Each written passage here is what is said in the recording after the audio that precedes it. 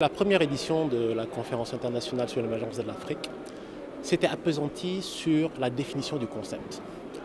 Qu'entendons-nous par l'émergence? Pourquoi? Parce qu'une trentaine de pays sur le continent se sont engagés dans des programmes qui visent justement à promouvoir l'émergence. La question était justement de s'entendre sur le contenu qui est donné à l'émergence. Donc tel était l'objet de la première conférence. De cette conférence, on a évolué vers une deuxième, qui, elle, s'est appesantie sur les questions de mise en œuvre.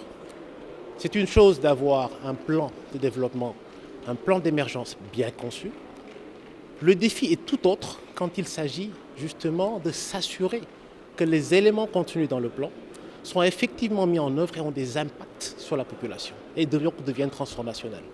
Alors, de là, on est passé justement au rôle important que le secteur public doit jouer pour créer un environnement propre à encourager justement, à promouvoir cette dynamique d'émergence.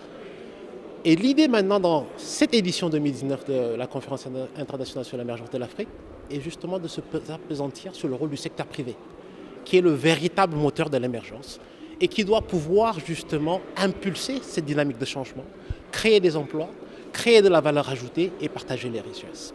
On est passé d'une conférence les années antérieures où on avait dans la cérémonie d'ouverture beaucoup de speech, donc des allocutions, à un format panel.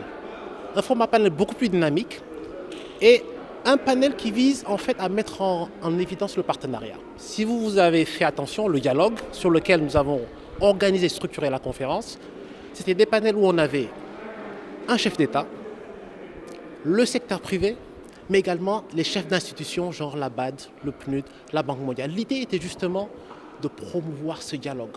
Un dialogue constructif dans le cadre de partenariats qui sont à même d'enclencher cette dynamique d'émergence. Parce que lorsqu'on parle d'émergence, ce n'est pas l'apanage d'un acteur en particulier.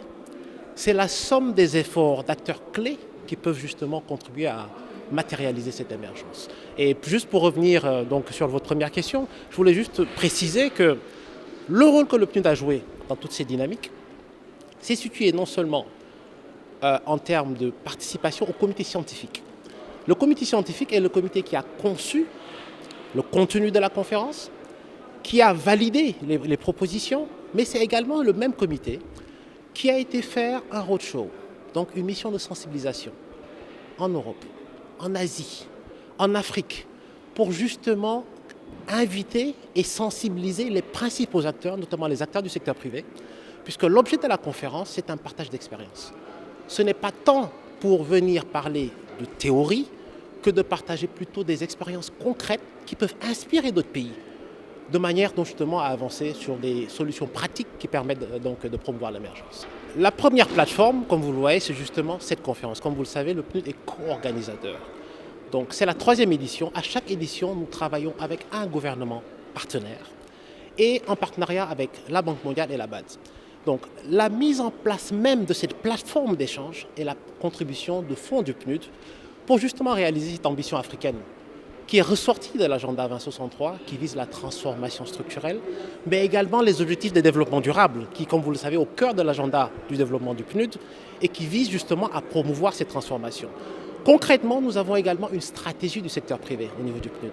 Et cette stratégie, justement, vise d'abord à créer ce dialogue. Ce dialogue est très souvent, on ne le retrouve pas dans beaucoup d'États. Ce que nous voulons, c'est un dialogue fécond. Hier, vous avez dû entendre pendant les échanges, le secteur privé a besoin du secteur public. Tout autant que le public a besoin du secteur privé. Et nous, notre rôle, partenaire au développement, c'est de faciliter ce dialogue et de l'accompagner. Dans le fond, il n'y a pas de remède miracle ou de modèle unique. Chaque pays doit trouver sa voie. Mais trouver sa voie ne nécessite pas de réinventer la roue. Voilà pourquoi cette plateforme va en fait capitaliser les expériences existantes et qui marchent. Vous avez vu hier, nous avons fait venir le Premier ministre de Malaisie, donc le Dr Mahathir. Pourquoi? Parce que la Malaisie a quelque chose de concret à partager. On nous a montré hier le niveau de développement de la Malaisie en 60. Est-ce que la Malaisie est devenue aujourd'hui? Vous avez vu la Turquie que nous avons fait venir et plein d'autres pays. L'idée, c'est justement de nous inspirer, de dire voilà les défis que nous avons eus et auxquels vous êtes confrontés maintenant, et voilà les solutions de développement que nous avons mis en œuvre. Ce que nous voulons, ce n'est pas de vous dire copier nos solutions, mais regardez nos solutions, confrontez-les à votre réalité Contextualisez-les et inventez votre propre solution. Inventez, mais en bâtissant sur l'existant. C'est ce qu'on appelle les meilleures pratiques, des choses qui marchent déjà et qui ont fait leur preuve.